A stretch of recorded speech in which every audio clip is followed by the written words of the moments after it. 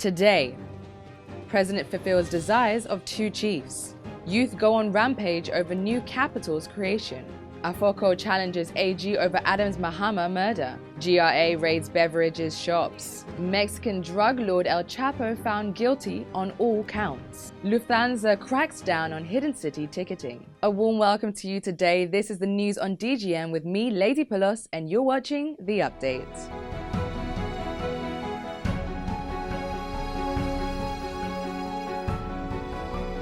In our first story, two powerful northern chiefs have had their desires met by President Akufo-Addo, who named the respective towns capitals of the two newly created regions.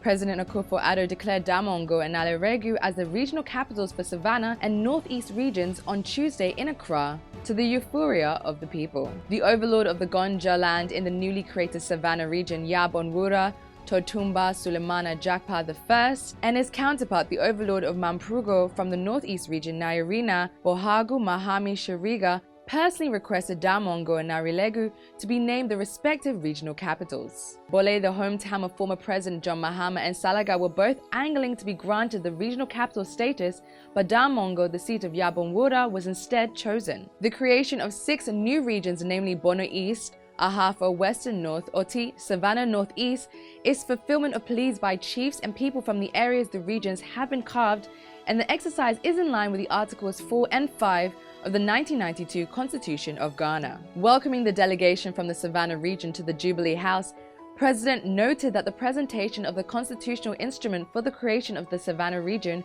was the result of 23 years of agitations, pleas and petitions made by successive Yabonwura's members of parliament, the Gonjaland Youth Association, amongst others, to successive governments for the creation of this region, to no avail. The demand for the creation of this region dated back to 1996, some 23 years ago, with several petitions made to successive governments, to no avail. For the first time in the era of the Fourth Republic, the provisions of the Constitution of the Republic that relate to the creation of regions have been invoked and successfully implemented. The president said the demand for the new regions cut across sectarian interests as it received support from all.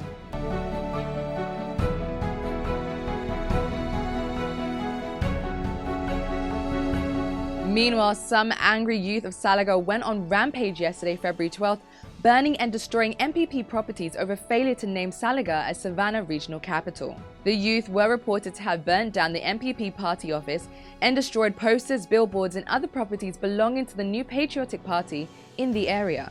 The angry youth who refused to speak on record claimed they were given a raw deal after handing the government MPP one parliamentary seat in Gonjaland. However, according to the youth, the people of Salaga are the only ones who have been able to give MPP a seat in the Savannah region. This confrontation is in wake of an announcement ceremony which was held at the Jubilee House and heavily graced by political figures, traditional rulers, sons and daughters of Gonjaland and Mamprugu on Tuesday, February 12th. Meanwhile, the president has appointed the Northern Regional Minister Salifu Said to act as the caretaker minister of the Savannah and Northeast regions until substantive ministers are appointed.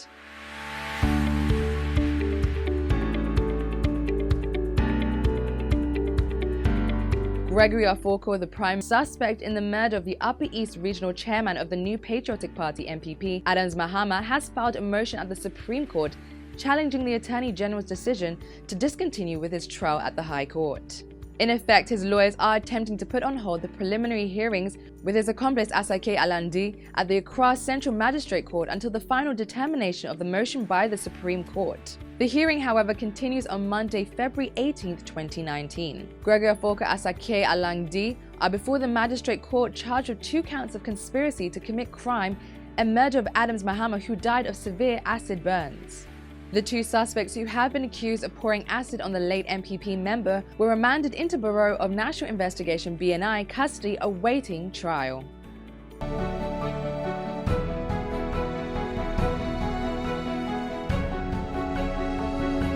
Traders selling items with no tax stamps are in trouble as the Ghana Revenue Authority has decided to bear its anger over the illegality. The excise units of the Ghana Revenue Authority raided beverage shops in the central business district of Accra.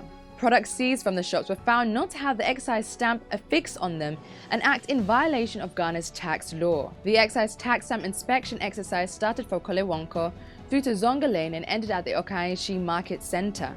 The items seized from Kate Laye store and Blue Scene Enterprise respectively included 41 packs of special red grape drink, 544 packs of Lucasade energy drink, Dr. Malt, and among several other products belonging to renowned brands like Coca-Cola, Accra Brewery, and Guinness Ghana Limited. Head of the Excise Tax Stamp Compliance Unit at GRA, Kwabena Apao A. Anto, told journalists on the sidelines of the excise on Tuesday the authority would make sure that shop owners issue VAT invoices to cover their daily sales.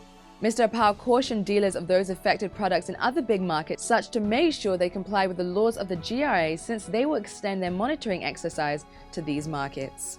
We're going to take a quick word from our sponsors, but don't go anywhere.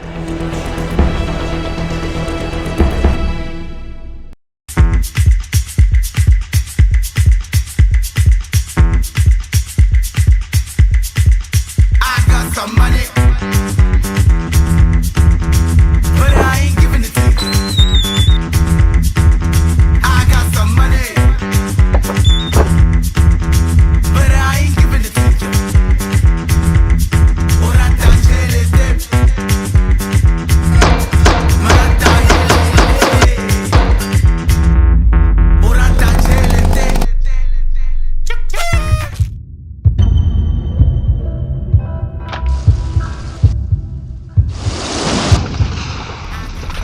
There is nothing as hard as a diamond. For buildings with superior strength that withstand all weather conditions, Diamond Cement should be your preferred choice. Locate Diamond Cement nationwide with factories in Aflao, Takrady and Bupe. Diamond Cement, as hard as a diamond.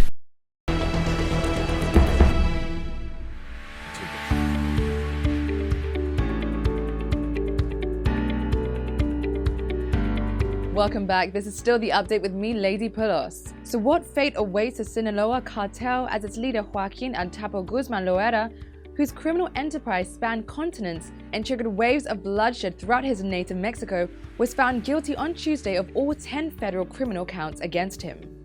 In the trial, there was no visible reaction from Guzman, whose conviction on the top charge of engaging in a continuing criminal enterprise carries a mandatory term of life in prison. He'll be sentenced on June 25th. It is a sentence of which there is no escape and no return, U.S. Attorney for the Eastern District Richard Donahue said. One of Guzman's lawyers, defense attorney Michael Lambert, described him as an extremely upbeat after the verdict, and that he's a fighter and that he's not done yet by far. The partially sequestered and anonymous jury deliberated roughly 34 hours over 6 days. Over 2.5 months, they sat through testimony about unspeakable torture and ghastly murders, epic corruption at nearly every level of Mexico's government, narco mistresses, and naked subterranean escapes, gold-plated AK-47s, and monogrammed diamond-encrusted pistols. Defense attorney for El Chapo Eduardo Valarezo said, "We were faced with extraordinary and unprecedented obstacles in defending Joaquin. The defense team plans to file an appeal on a number of issues." El Chapo Guzman, who is 61, was convicted of 10 counts, including engaging in a continuing criminal enterprise, conspiracy to launder narcotics proceeds, international distribution of cocaine, heroin, marijuana, and other drugs, and use of firearms. He faces a mandatory life sentence without the possibility of parole for leading a continuing criminal enterprise, and a sentence of up to life imprisonment on the remaining drug counts. He escaped from a Mexican prison in 2001 in a laundry cart, and again in 2015 through a tunnel, after which he was recaptured in 2016. He was extradited to the US to face American federal charges. El Chapo is reported to have pocketed nearly $14 billion as the decades-long head of the murderous Sinaloa cartel.